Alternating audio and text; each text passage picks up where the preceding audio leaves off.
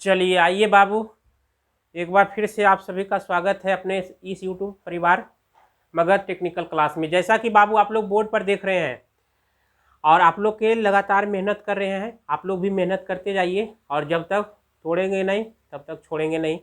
मेरा मेन अभियान है कि BSPCL को फोड़ते हुए, ITI के एग्ज़ाम को क्रैक करते हुए और नौकरी को लेकर के शादी ब्याह को करना, ठीक है, या शादी ब्याह करवाना और उसमें मतलब सब कुछ मौज मस्ती। तो चलिए आप लोग मेहनत कीजिए, हम यकीन दिलाते हैं कि आपके पक्का है जो सिलेक्शन होगा, ठीक है। और आप लोग वीडियो स्किप नहीं कीजिएगा, आप लोग रेगुलर है, जो ज़्यादा नहीं 15 मिनट का वीडियो रहता है, 10 मिनट का वीडियो रहता है, पूरा वीडियो देखिए। क्योंकि ये आप लोग बोर्ड पर जो देख रहे हैं इतना ही नहीं हम बताएंगे, आपको बताएंगे तो ऐसा 5 इतना हम बता देंगे। इसीलिए इतना पर नहीं जाइए, आप इस बात पर ध्यान दीजिए कि क्या हम बोल रहे हैं और आप लोग कॉपी कलम लेकर के बैठिए और कौन सा पॉइंट कब हम बोल देंगे जो आप लोग के एग्जाम में रामबाण साबित होगा। इसलिए उस पॉइंट को नोट करते जाइएगा जो आप लोग को लगे कि ये लिखने योग्य है, ठीक है। तो आप लोग के लिए हम मेहनत करते हैं, आप भी मेहनत कीजिए। चलिए ज़्यादा समय नहीं, क्योंकि आप लोग देखना है सिलेबस। देखिए कुछ रूल लाए हैं, कुछ नियम लाए हैं। नियम क्या लाए हैं? तो सबसे पहले फ्लेमिंग महोदय एक बहुत बड़े वैज्ञानिक हुए जो कि इलेक्ट्रिक के क्षेत्र में बहुत है जो क्या किए, विकास किए और बहुत सारे नियम को प्रतिपादन किए, बहुत प्रैक्टिकल किए। और इनका पूरा नाम है इयान फ्लेमिंग महोदय, इयान फ्लेमिंग कहते हैं इसको। और ये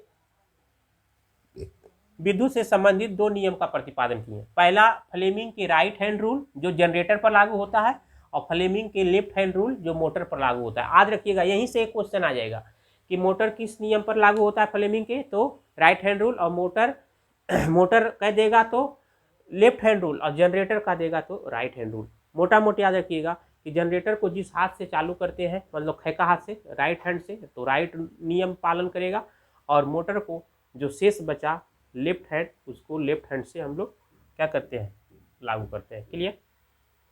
अब यहाँ पे देखिए कहता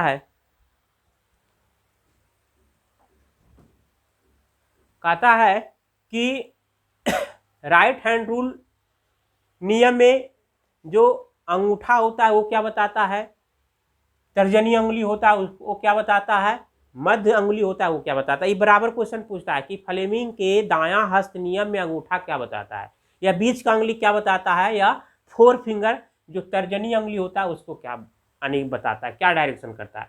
तो कहता है कि फ्लेमिंग महोदय बोलते हैं कि अपने दाएं हाथ की प्रथम 3 अंगुली को इस प्रकार फैलाइए कि बीच की अंगुली और 4 फिंगर के बीच 90 डिग्री का कोण बनाते हुए अंगूठा बताता है चालक के गति का दिशा, 4 फिंगर जो बताता है उत्पन्न चुंबकीय फ्लक्स की दिशा या चुंबकीय क्षेत्र की दिशा, और बीच का अंगुली बताता है EMF यानी उत्पन्न विद्युत धारा की दिशा, ठीक है। मतलब कि जनरेटर को घुमाएं, घूमा, गति हुआ, जिसके कारण मैग्नेट पैदा हुआ, चुंबक पैदा हुआ, और चुंबक पैदा होने के कारण क्या हुआ, करंट पैदा हुआ, यानी धारा उत्पन्न हुआ। तो ये आप लोग का था राइट हैंड रूल से संबंधित नियम। और ठीक अब है जो लेफ्ट हैंड रूल में महोदय फ्लेमिंग यही कहते हैं कि अपने बाएं हाथ की प्रथम 3 अंगुली को इस प्रकार फैलाइए कि बीच की अंगुली और 4 फिंगर के बीच 90 डिग्री का कोण बन रहा है ना, 90 डिग्री। और कहता है बीच की अंगुली, अब नीचे से लीजिए, बीच की अंगुली यानी मोटर में धारा दिए, करंट दिए, जिसके कारण चुंबकीय क्षेत्र पैदा हुआ, और उसके बाद रोटर घूमने लगा, यानी शाफ्ट घूमने लगा, और शाफ्ट पर जो भी लोड डाल दीजिएगा तो लोड काम करने लगेगा। अगर लोड के रूप में अब अगर क्या है, गेहूं पीसे वाला है मशीन तो गेहूं पीसेगा, पानी फेंके वाला मशीन है तो पानी फेंकेगा, या गुड़ी कूटे वाला मशीन है तो गुड़ी कूटेगा। मतलब कि कहने का मतलब जो चीज़ है वो काम करेगा, ठीक है। तो ये आप लोग का फ्लेमिंग का बाएं हाथ नियम था। बायां हाथ नियम मोटर पर लागू होता है, दायां हाथ नियम जनरेटर पर लागू होता है। क्लियर? और यहाँ से ये क्वेश्चन आ जाएगा बाबू, इसलिए आप लोग को बता रहे हैं कि हमेशा है जो आप लोग ध्यान दीजिए और रेगुलर है जो क्लास कीजिए, क्लास बाय क्लास आपका वीडियो अपलोड करते हैं जैसा कि आप लोग को लिखा हुआ होगा, ठीक है। अब देखिए कहता है अगला नियम लेंज का नियम। लेंज का नियम क्या कहता है? लेंज का नियम कहता है कि किसी कॉइल में उत्पन्न ईएमएफ की दिशा इस प्रकार होती है, किसी भी कॉइल में उत्पन्न ईएमएफ, उत्पन्न विद्युत भाग बल की दिशा इस प्रकार होती है कि वह उसी कारण का विरोध करता है जिससे वह उत्पन्न होता है। मतलब मोटा मोटी समझ जाइए कि किसी चालक में या किसी कॉइल में धारा प्रवाहित करेंगे तो चुंबकीय क्षेत्र पैदा होगा, और जब चुंबकीय क्षेत्र पैदा होगा तो ईएमएफ पैदा होगा। तो उत्पन्न होने वाले ईएमएफ उसी कारण का विरोध करेगा, यानी जिस कारण से पैदा हो रहा है उसी का वो विरोध करता है। मतलब मोटा मोटी समझ जाइए कि कोई भी परिवार एक संतान पैदा करता है और संतान जब बड़ा हो जाता है तो वह संतान उत्पन्न करने वाले परिवार का ही विरोध करता है कि नहीं करता है? बात बात पर कुछ गलत सलत बातें करना, और ज़्यादा अगर ऐठे उठेगा तो 2000 लाठी लगा भी देना। तो मतलब कि ये लेंज का नियम इस पर पूरा फुलफिल करता है कि नहीं करता है? तो मोटा मोटी ऐसे भी रखना, यानी जिस कारण से उत्पन्न होता है उसी कारण का विरोध करता है। जैसे आपका घर में ये सब देखते होंगे, आंखों देखा हाल। तो ज़्यादा समय नहीं आना है सिलेबस पर। अगला इंड का नियम। इंड मतलब कहे तो सिरा का नियम। इंड सिरा का नियम भी बहुत इंपॉर्टेंट है। और ये हाँ देखिए, लेंज का नियम किस पर लागू होता है? ऊर्जा संरक्षण के सिद्धांत पर। ऊर्जा संरक्षण का सिद्धांत लेंज का नियम पालन करता है। ये क्वेश्चन आता है और आया हुआ है, बहुत सारे एग्जाम में देखे, साइंस के तौर पर भी दे देता है, और आप लोग के टेक्निकल में रहेगा ही रहेगा।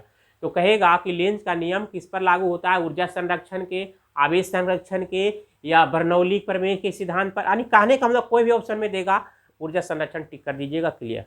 अगला इंड का नियम, रूल का नियम। रूल का नियम क्या कहता है? जैसा कि आप लोग देख रहे होंगे, आप लोग को फिगर में कहता है किसी भी चुंबक के दो सिरा होता है, दो इंड होता है। एक नॉर्थ इंड यानी नॉर्थ सिरा और साउथ सिरा, मतलब दक्षिणी ध्रुव और उत्तरी ध्रुव, या कहिए उत्तरी ध्रुव और दक्षिणी ध्रुव। तो अब समझिए, कहता है सिरा के नियम में यदि धारा क्लॉकवाइज दिखे, यानी धारा कैसे? क्लॉकवाइज कहे कि मतलब घड़ी के चलने के दिशा क्लॉकवाइज दिखे, तो यानी कि चुंबक के वह सिरा साउथ पोल होगा।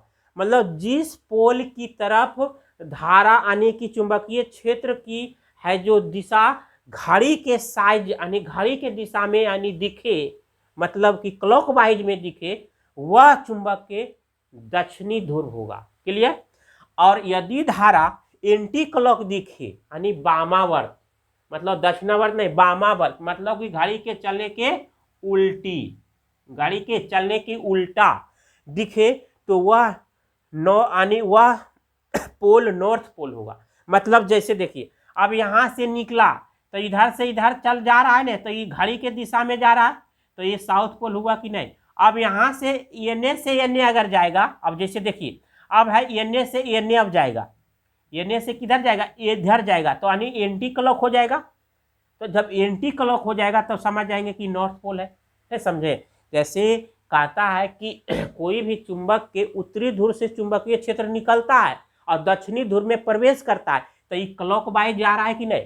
और लेकिन अगर साउथ पोल से निकल करके और नॉर्थ पोल जाए यानी उल्टा जाएगा, तो ये नॉर्थ पोल हो जाएगा कि नहीं।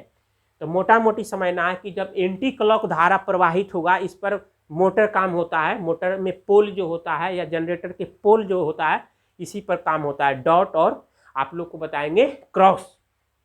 तो अगर धारा कहेगा क्लॉकवाइज जा रहा है तो पोल बनेगा साउथ, और अगर धारा कोई कॉइल में एंटी क्लॉक प्रवाहित हो रहा है तो पोल बनेगा नॉर्थ। क्योंकि दो पोल बनता है वहाँ भी, साउथ पोल नॉर्थ पोल, तभी तो धारा क्या है, मैग्नेटिक फील्ड यानी नॉर्थ से साउथ जब जाता है तभी तो है जो क्या है, वही कॉइल है जो रखा हुआ होता है।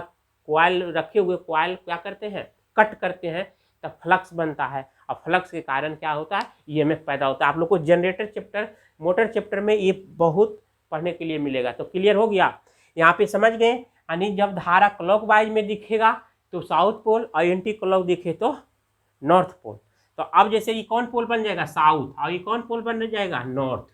क्लियर, यहाँ क्लियर हो गया। सीरा का नियम यही बताता है, क्लियर।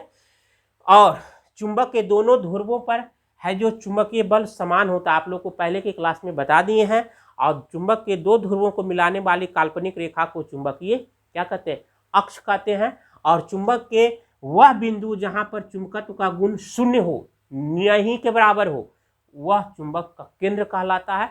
और चुंबक के चुंबकीय रेखाओं सदैव पैरेलल रूप में गमन करते हैं, समानांतर गमन करते हैं, एक दूसरे को आपस में काटते नहीं है, ठीक है, यानी स्पाइरल गति होता है इसका। यहाँ से क्वेश्चन पूछता है, ठीक है। तो चलिए हम लोग अब मिलते हैं नेक्स्ट क्लास में, तब तक के लिए thank you, best of luck. और आप लोग बाबू थोड़ा सहयोग करते जाइए, आप लोग के लिए भी हम सहयोग करें। और है जो अभी 2 वीडियो में मैग्नेट पर बनाए ना, 2 क्लास और हम करवाएंगे 3 को, और पूरा मैग्नेट क्लियर हो जाएगा। क्योंकि मैग्नेट ने जब क्लियर रहेगा ना तो मोटर जनरेटर क्लियर नहीं होगा, ठीक है। तो मैग्नेट ध्यान दीजिए, मैग्नेट इंपॉर्टेंट है और मैग्नेट से क्वेश्चन पूछता है, 2-3 क्वेश्चन पूछता है। तो देखिए ध्यान रखिएगा, अपना ख्याल रखिएगा, ठीक है।